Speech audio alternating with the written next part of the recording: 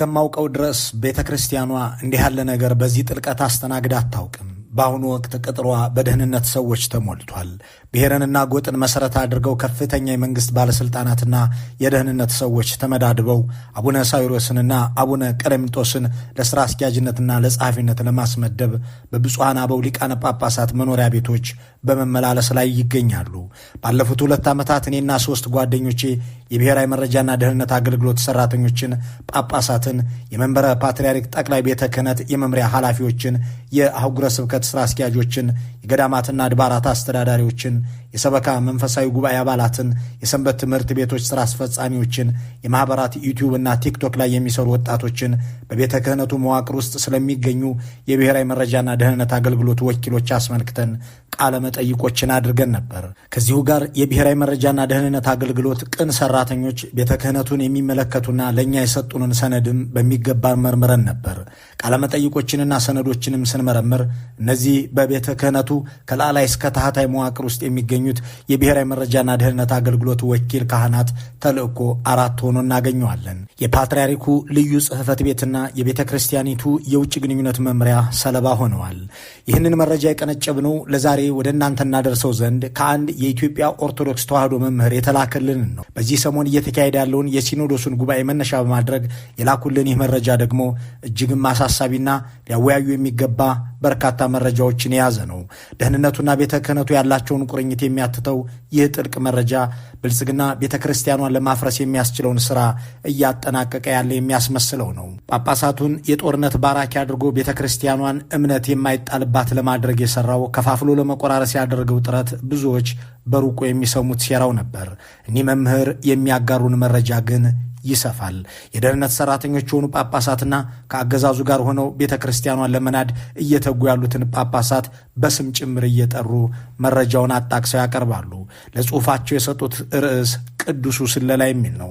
ይህንን አሳሳቢ መረጃ ያጋሩንን ተባባሪያችንን በማመስገን እኛንም ያስገረሙንን እነዚህን ጉዳዮች እንድትከታተሉ እናንተን በመጋበዝ በቀጥታ ወደ ዝግጅቱ እናመራለን። አብራችሁን ቆዩ። መምህሩ እንዲህ ይጀምራሉ። እኔ ወደ ከተማዋ ስደርስ ወቅቱ የልደት በዓል ዋዜማ ነበር። ታኅሳስ 28 ቀን 2016 ዓ.ም ከተማዋም ጥንታዊቷ የላስታው ስርወ መንግስት መቀመጫ ከአንድ ወጥ አለት ተፈልፍለው የተሰሩ 11 ቤተ መቅደሶች መገኛና የሀገራችን የሃይማኖት፣ የመንግስት፣ የባህልና የምጣኔ ሀብት ማዕከል፣ የቱሪስቶች መዲና የነበረችው ደብረ ሮሃ ላሊበላ ናት። ከተማዋ አሁን ወይባለች፣ በእጅጉ ተጎሳቁላለች። ክንብንቧን ያስጣሏት መነኩሴ መስላለች።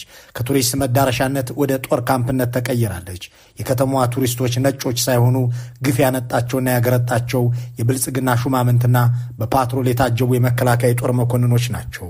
በጠባቧ ጎዳናዋ ጸጋዎቿ ቱሪስቶች ጠፍተው ዕዳዎቿ ብልጽግናዎች ሞልተዋታል። ከደመግቡ ነዋሪዎቿ ይልቅ ጨፍጋጋዎቹ የአብይ ጦር አባላት ደምቀው ይታያሉ።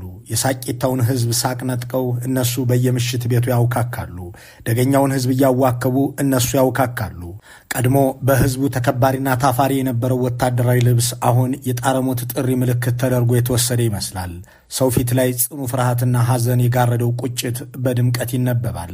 ጎህ ሲቀድ በላስታ ቋጥኞች ላይ ተደላድለው ከተቀመጡት ጥንታዊ አብያተ መቅደሶች መሰዊያ ላይ ዕጣን ይወጣል። ከንጹሕ ሰም የተሰሩት ጧፎች ብልጭ ድርግም ሲሉ ይታያሉ። ለዘመናት በዘለቀው የማይናወጥ አምልኮ ውስጥ ጸሎትን የተሸከመው የግዕዝ ዝማሬ በድንጋይ ግንቦች ውስጥ ያስተጋባል። አሁን ግን ከዕጣኑና ከመዝሙሩ ስር አጥንትን ሰርስሮ የገባ ጸጥ ያለ ፍርሃት ነግሷል። በካህናቱ ዘንድ የልቦና መራድ ይነበባል። አጋጣሚ ሆኖ እኔ የቆምኩት መተላለፊያው ላይ ነበር። አንድ የቅዱስ ላሊበላ ካህን አብሯቸው ወደ መቅደሱ የሚሄደውን ዲያቆን በሹክሹክታ የምትናገረውን ተጠንቀቅ፣ እዚህ ያለው ሰው ሁሉ የእግዚአብሔር አገልጋይ ብቻ አይደለም፣ እኛን የመሰሉ የደህንነት ሰዎችም አሉ ሲሉት አዳመጡ። በእግዚአብሔር ፊት በእግዚአብሔር ቤት ለጸሎት ቆሜ እነሱን መልሼ ጠረጠርኳቸው። እነሱስ ካለበስ የደህንነት ሰዎች ቢሆኑስ ብዬ። ከዚህ በኋላ ፍርሃታቸው ፍርሃት የሆነ ዙሪያ ገባይን ስመለከት የሰው ሁሉ ጆሮ እኔ አፍ ላይ የተገጠመ ስለመሰለኝ አርምሞን መረጥሁ። እንዲህ አይነቱ የመፈራራትና የሰቀቀን ሕይወት የእኔ ወይም የቅዱስ ላሊበላ ገዳም ካህናት ብቻ አይደለም። በኋላ በምርመራዬ እንደተረዳሁት የበርካታ ገዳማትና አድባራት ካህናት የየዕለት ሕይወት ሆኖ አግኝቼዋለሁ። ለበርካታ ሺህ ዓመታት በኢትዮጵያ ማኅበረ ፖለቲካ ታሪክ ውስጥ በሀገረ መንግስት ግንባታ፣ በማህበራዊ ኃይልነት ወይም ሶሻል ፎርስ፣ በእውቀትና በስልጣኔ ምንጭነትና የሀገራዊ ነጻነትና ኩራት የአስተሳሰብ መሰረት በመሆን ጉልህ አስተዋጽኦ ባበረከተች የኢትዮጵያ ኦርቶዶክስ ተዋሕዶ ቤተ ክርስቲያን መዋቅር ሕይወት ውስጥ አዲስ አይነት ጥላ ገብቷል። ይህም ለታላቋ ቤተ ክርስቲያን ክብርን ሳይሆን አሳርን፣ ልዕልናን ሳይሆን ውርደትን፣ መታመንን ሳይሆን መጠርጠርን፣ መታፈርን ሳይሆን መናቅን የሚያመጣ ደዌ ነው። በመሰዊያው ውስጥ ካህናቱንና ምእመኑን የሚከታተሉ ስውር አይኖች አሉ። ማህሌቱን ወይም ቅዳሴውን የሚያዳምጡ ሳይሆኑ ሰዎቿ መንግስትን ምናሉ ብለው ጆሮ የሚጠቡ አሉ። የብሔራዊ መረጃና ደህንነት አገልግሎት ወኪል ሆነው በዚህ ድርጊት ላይ የተሰማሩ ጳጳሳት፣ የመምሪያ ኃላፊዎች፣ መነኮሳት፣ ቀሳውስት፣ መምህራንና ሰንበት ተማሪዎች በቤተ ክህነቱ የሚታወቅ ስላቃዊ ስምም ወጥቶላቸዋል። ይኸውም ቅዱሱ ሰላይ የሚል ነው። ድርጊታቸው ደግሞ ቅዱሱ ስለላ ይባላል። እንዴት እንደሚሰልሉና ከማን ጋር እንደሚሰማሩ በዝርዝር እንመልከት። መምህሩ ቀጥለዋል። የሰላዮቹ ተልእኮ በቤተ ክህነቱ በሚል ንዑስ ርዕስ ስር ጽሑፋቸው ሲቀርብ እንዲህ ይላል። ባለፉት 2 ዓመታት እኔና 3 ጓደኞቼ የብሔራዊ መረጃና ደህንነት አገልግሎት ሰራተኞችን፣ ጳጳሳትን፣ የመንበረ ፓትርያርክ ጠቅላይ ቤተ ክህነት የመምሪያ ኃላፊዎችን፣ የአህጉረ ስብከት ሥራ አስኪያጆችን፣ የገዳማትና አድባራት አስተዳዳሪዎችን፣ የሰበካ መንፈሳዊ ጉባኤ አባላትን፣ መምህራነ ወንጌልን፣ የሰንበት ትምህርት ቤቶች ሥራ አስፈጻሚዎችን፣ የማኅበራት አመራሮችን፣ የመንፈሳዊ ኮሌጆች መምህራንና ደቀ መዛሙርትን፣ ዩቲዩብና ቲክቶክ ላይ የሚሰሩ ወጣቶችን፣ በቤተ ክህነቱ መዋቅር ውስጥ ስለሚገኙ የብሔራዊ መረጃና ደህንነት አገልግሎት ወኪሎች አስመልክተን ቃለ መጠይቆችን አድርገን ነበር። ከዚሁ ጋር የብሔራዊ መረጃና ደህንነት አገልግሎት ቅን ሰራተኞች ቤተ ክህነቱን የሚመለከቱና ለእኛ የሰጡንን ሰነድም በሚገባ መርምረን ነበር። ቃለ መጠይቆችንና ሰነዶቹን ስንመረምር እነዚህ በቤተ ክህነቱ ከላዕላይ እስከ ታህታይ መዋቅር ውስጥ የሚገኙ የብሔራዊ መረጃና ደህንነት አገልግሎት ወኪል ካህናት ተልእኳቸው 4 ሆኖ እናገኘዋለን። የእነዚህ አካላት የመጀመሪያው ተልእኮ መንግስት ከቤተ ክርስቲያን ማወቅ የሚፈልጋቸውን ምስጢራዊ መረጃዎችን ኃላፊነታቸውን ሽፋን በማድረግ ማቀበል ነው። ይህም ግለሰባዊና ተቋማዊ መረጃ ነው። ግለሰባዊ መረጃው የጳጳሳት ስነ ምግባራዊ ውድቀትን፣ የግንኙነት ሰንሰለትን፣ የማጣራትና የምርመራ ሪፖርቶችን የሚሸፍን ሲሆን የዚህ መረጃ መሰብሰብ ዋና ዓላማ መንግስታዊ በደልን የሚቃወሙ ጳጳሳትን በስነ ምግባራዊ ውድቀታቸው በማስፈራራት ለነሱ እንዲገብሩ ማድረግ ነው። ተቋማዊ መረጃው የቅዱስ ሲኖዶስ ምልአተ ጉባኤ፣ የቋሚ ሲኖዶስና የአስተዳደር ጉባኤ ቃለ ጉባኤያትን፣ ቤተ ክርስቲያኒቱ ከዓለም አቀፍ ድርጅቶችና ኤምባሲዎች ጋር የተለዋወጠቻቸውን ደብዳቤዎች፣ ኢሜሎችና የስልክ ልውውጦችን ያካትታል። በዚህ ረገድ የፓትርያርኩ ልዩ ጽሕፈት ቤትና የቤተ ክርስቲያኒቱ የውጭ ግንኙነት መምሪያ ሰለባ ሆነዋል።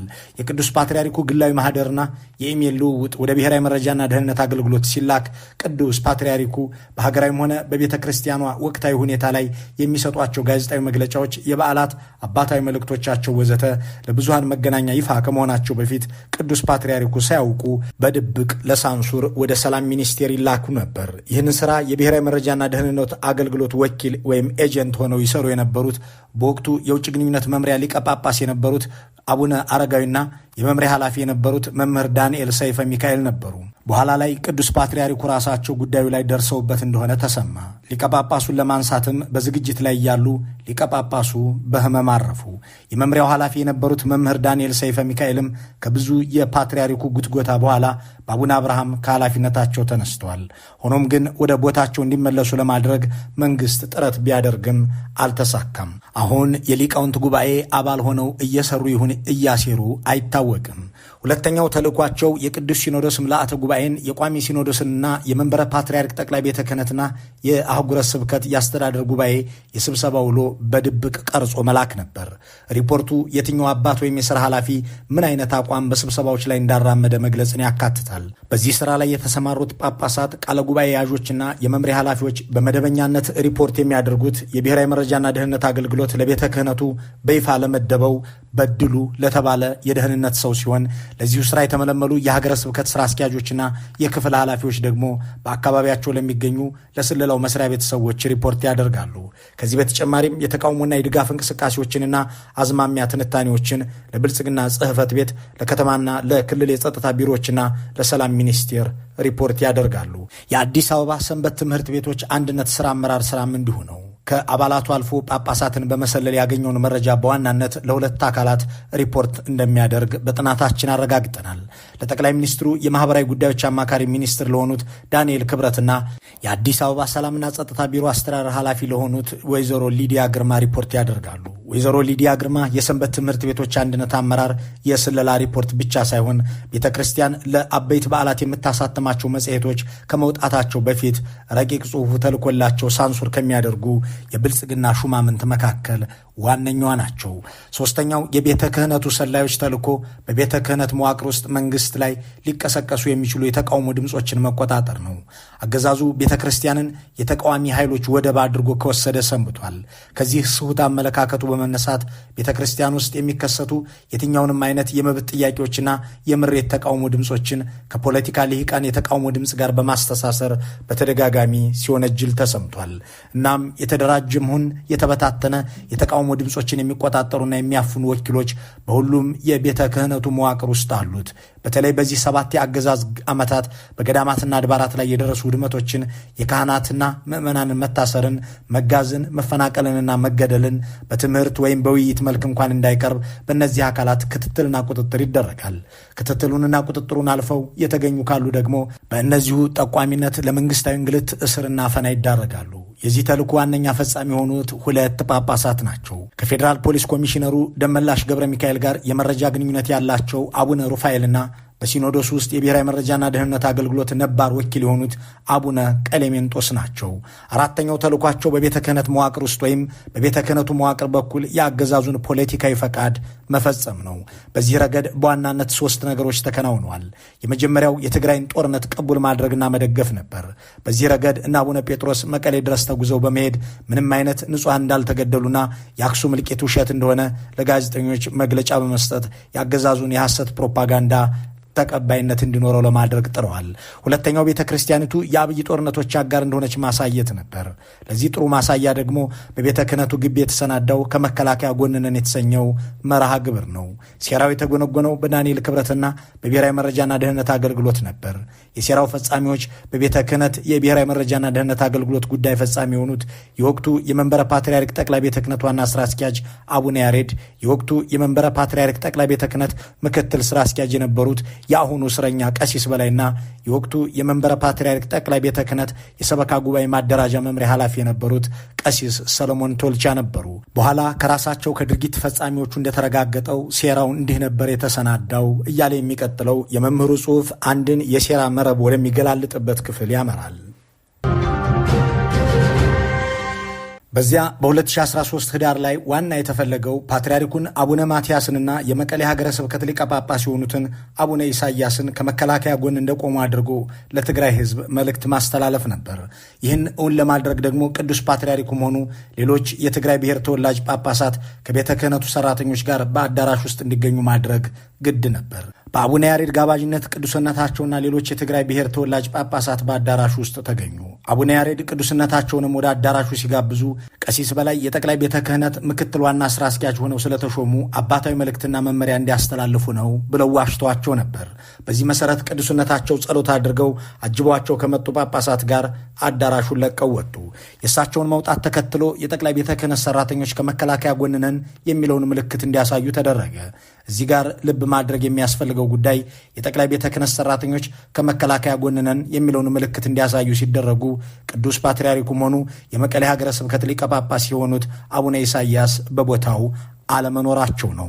ከዚያም ቅዱስ ፓትርያርኩና አቡነ ኢሳያስ የቀሲስ በላይን መሾም አስመልክቶ በተዘጋጀው መርሃ ግብር ላይ ጸሎት ሲያደርጉ ያነሷቸውን ፎቶግራፎች በዚያው አዳራሽ የጠቅላይ ቤተ ክህነት ሰራተኞች ከመከላከያ ጎን ነን የሚለውን ምልክት እያሳዩ የተነሱትን ፎቶግራፎች አንድ ላይ በማድረግ የኢትዮጵያ ኦርቶዶክስ ተዋሕዶ ቤተ ክርስቲያን ከመከላከያ ጎን መሆኗን አረጋገጠች የሚል ዜና በቤተ ክርስቲያኗ ሚዲያዎች እንዲሰራጭ ተደረገ። የመንግስት ሚዲያዎችም ዜናውን ለጦርነት ፕሮፓጋንዳ በሚመቻቸው መልኩ እየቀነበቡ የቅዱስ ፓትርያርኩንና የአቡነ ኢሳያስን ፎቶግራፍም እያጎሉ በማሳየት ዜናውን ተቀባበሉት። ለነሱ ተልኮን መፈጸም ቢሆንም ቅሉ ዕዳውና ዳፋው ግን ለቤተ ክርስቲያኗ ተረፈ።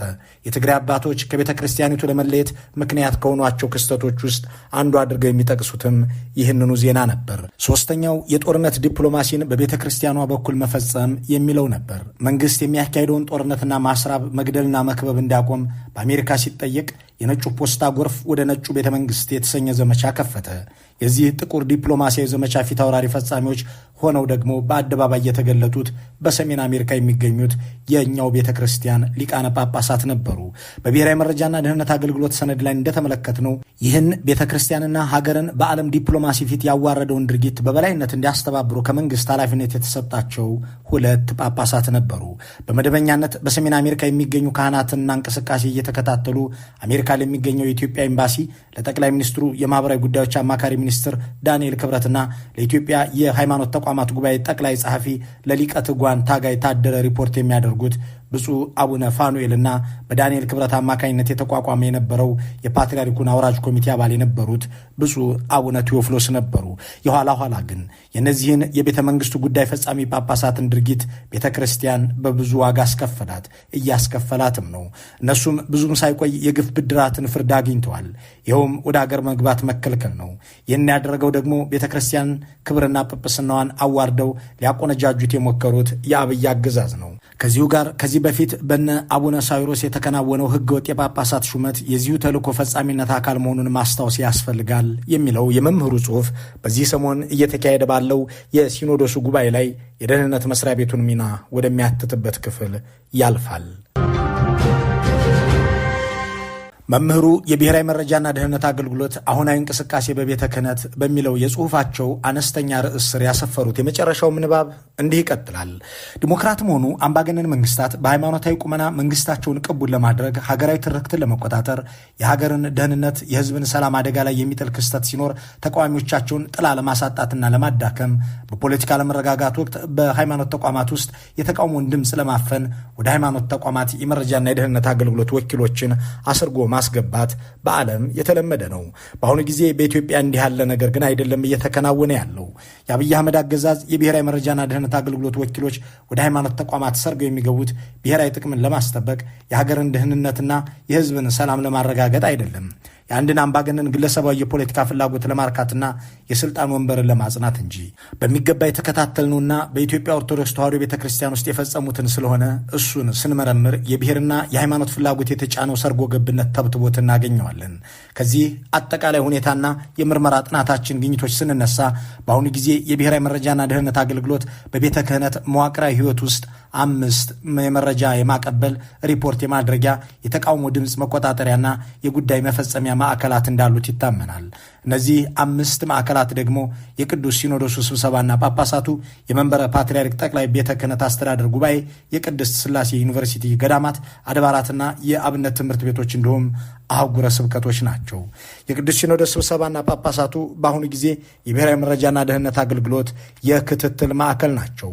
ከራሱ ሰራተኞች ባሻገር በመደበኛነት የሚከታተሉ 5 ወኪል ጳጳሳት በሀገር ውስጥና በውጭ አሉት። 3ቱ በኢትዮጵያ፣ አንዱ በሰሜን አሜሪካ፣ ሌላኛው በደቡብ አፍሪካ ይገኛሉ። የመንበረ ፓትርያርክ ጠቅላይ ቤተ ክህነት አስተዳደር ጉባኤ ሌላኛው የብሔራዊ መረጃና ደህንነት አገልግሎት የክትትል ማዕከል ነው። የዚህ ጉባኤ አባላት የመምሪያ ኃላፊዎችና የድርጅት ስራ አስኪያጆች ሲሆኑ ጉባኤውን በሰብሳቢነት የሚመሩት ዋና ስራ አስኪያጁ ናቸው። በመደበኛነት የሚከታተሉት 3 የመምሪያ ኃላፊዎች ሲሆኑ የሚቀያየሩ የጉባኤ አባላትም አሉ። የቅድስት ሥላሴ ዩኒቨርሲቲ በአሁኑ ጊዜ የብሔራዊ መረጃና ደህንነት አገልግሎት ዋናው የክትትል ማዕከል ነው ማለት ይቻላል። የብልጽግና ሹም መሆን መስፈርት እስኪመስል ድረስ አብዛኛዎቹ የዩኒቨርሲቲው የቦርድ አባላት የብልጽግና ሹማምንት ናቸው። ሆኖም ግን የክትትል ማዕከል ነው። የሚደንቀው ደግሞ መደበኛ ወኪሉ ራሳቸው የሥላሴ ዩኒቨርሲቲ ፕሬዝዳንቱ አቡነ ፊልጶስ መሆናቸው ነው። በነገራችን ላይ በተለይ የሊቀ ጳጳሱ መኖሪያ ቤት የቤተ ክርስቲያኒቱ የአድማ ማዕከል ተብሎም ይጠራል። በሁሉም የስጋትና የጦርነት ቀጣናዎች ውስጥ ያሉ ገዳማት፣ አድባራትና የአብነት ትምህርት ቤቶች የብሔራዊ መረጃና ደህንነት አገልግሎት የክትትል ማዕከል ቢሆኑም ዋነኞቹ በአማራ በትግራይና በኦሮሚያ የሚገኙት ናቸው። በአማራ ክልል በባህር ዳርና ዙሪያው እንዲሁም በደሴና ዙሪያው የሚገኙ ገዳማት፣ አድባራትና የአብነት ትምህርት ቤቶች ሲጠቀሱ በኦሮሚያ ደግሞ የዝቋላ አቡነ ገብረ መንፈስ ቅዱስ ገዳም ይጠቀሳል። የክትትል ስራው የሚሰራው በራሱ የብሔራዊ መረጃና ደህንነት አገልግሎት የክትትል ሰራተኞች ነው። ሁሉም ሀገረ ስብከቶች የብሔራዊ መረጃና ደህንነት አገልግሎት የክትትል የክትትል ማዕከል ቢሆኑም በአገዛዙ ላይ ነፍጥ ያነሱ አካላት በስፋት የሚንቀሳቀሱባቸው በመሆኑ የባህር ዳር፣ የደብረ ማርቆስ፣ የሰሜን ወሎ፣ የደቡብና ሰሜን ጎንደር ሀገረ ስብከቶች ልዩ ክትትል የሚደረግባቸው ናቸው። የክትትል ስራውን የሚሰሩት ደግሞ ከየሀገረ ስብከቱ የተመለመሉ ካህናትና የራሱ የክትትል ሰራተኞች ናቸው። እነዚህ የብሔራዊ መረጃና ደህንነት አገልግሎት የክትትል ማዕከላት የቤተ ክርስቲያንን ገጽታ አበላሽተዋል። የቤተ ክርስቲያንን ማዕከላዊነትና ገለልተኝነት ጥያቄ ውስጥ ከተዋል። የቤተ ክርስቲያንን ተፈሪነትና ተከባሪነት ገሰዋል። በሀገር ደረጃ አባታዊ ተአማኒነትን አሳጥተዋል። በዚህም የተነሳ አንዱ ካህን ሌላውን ካህን በስጋትነት እንዲመለከት ሆኗል። በቤተ ክርስቲያን ሲኖዶስ ቢኖርም ሲኖዶሳዊነት እንዳይኖር ምክንያት ሆኗል። ምዕመን የነፍስ አባቶቻቸውን የሚፈሩ የነፍስ አባቶችም ልጆቻቸውን የሚሰጉ ሆነዋል። ባጭሩ በቤተ ክርስቲያኒቱ መዋቅራዊ ሕይወት ውስጥ የድህነትና የደህንነት ስጋት እንዲፈጠር ሆኗል። አገዛዙ በዚህ መልኩ በብሔራዊ መረጃና ደህንነት አገልግሎት ወኪሎቹና ሰራተኞቹ በኩል በቤተ ክርስቲያን ላይ የሚፈጽመው ግፍና በደል ሳያንስ ሕገ ቤተ ክርስቲያንን ተደርምሶ ቀኖናና ቤተ ክርስቲያን ተጥሶ መደበኛው የምርጫ ስርዓት ታጥፎ በቀላጤ ትእዛዝና ማስፈራሪያ የኔ የሚላቸውን የጠቅላይ ቤተ ክህነት ዋና ስራ አስኪያጅና የቅዱስ ሲኖዶስ ጸሐፊ በዚህ የርክበ ካህናት የቅዱስ ሲኖዶስ ምልአተ ጉባኤ ለማስመረጥ ብቻ ሳይሆን ለማስመደብ ጭምር የመረጃና ደህንነት ሰራተኞቹን አሰማርቶ 24 ሰዓት እየሰራ ይገኛል። በአሁኑ ሰዓት በቤተ ክርስቲያኒቱ ታሪክ ታይቶን በማይታወቅ ሁኔታ የቤተ ክህነቱ ግቢ በደህንነት ሰዎች ተሞልቷል። ብሔርንና ጎጥን መሰረት አድርገው ከፍተኛ የመንግስት ባለስልጣናትና የደህንነት ሰዎች ተመዳድበው አቡነ ሳዊሮስንና አቡነ ቀሌሜንጦስን ለስራ አስኪያጅነትና ለጸሐፊነት ለማስመደብ በብፁዓን አበው ሊቃነ ጳጳሳት መኖሪያ ቤቶች በመመላለስ ላይ ይገኛሉ። ሆኖም ግን የቅዱስ ሲኖዶስ አባላት ምርጫ አንድ ነው። በመንፈስ ቅዱስ ተመርተው ሕገ ቤተ ክርስቲያንና ቀኖናን ቤተ ክርስቲያንን ጠብቀው መደበኛውን የምርጫ ስርዓት ተከትለው ለቤተ ክርስቲያን የሚበጀውን አባት መምረጥ ወይም መንፈስ ቅዱስን ወደ ጎን ብለው ሕገ ቤተ ክርስቲያንና ቀኖናን ቤተ ክርስቲያንን ጥሰው መደበኛውን የምርጫ ስርዓትን ማጥፈው የብሔራቸውንና የጎጣቸውን ባለስልጣናትና የደህንነት ሰዎች ምክርና ማስፈራሪያ ሰምተው መንግስታዊውን አባት መመደብ ነው። ምርጫቸው የመጀመሪያውን ካደረጉ አባታዊ ተልኳቸው መወጣታቸውን፣ ምርጫቸው ሁለተኛውን ካደረጉ ደግሞ መልአካዊ ተልእኮን መፈጸማቸው መሆኑን ማስተዋል ይኖርባቸዋል። የኢትዮጵያ ኦርቶዶክስ ተዋሕዶ ቤተ ክርስቲያን ካሏት ምሁራን አንዱ ይህንን ጽሑፍ ወደኛ አድርሰውት እኛ ወደ ተከታታዮችን አድርሰነው በዚሁ ተጠናቋል። ይህ ጉዳይ አልተፈጸመም ወይም የበለጠ አብራራዋለሁ የሚል የቤተ ክርስቲያኗ ሰውም ሆነ ይህንን አልፈጸምኩም የሚል የመንግስት ወገን አስተያየቱን ለማጋራት ቢመጣና በተመሳሳይ መንገድ ሐሳቡን ቢያመጣ ለማስተናገድ ዝግጁ መሆናችንን በመጠቆምና መልካሙን ሁሉ በመመኘት በዚሁ እንሰናበታለን።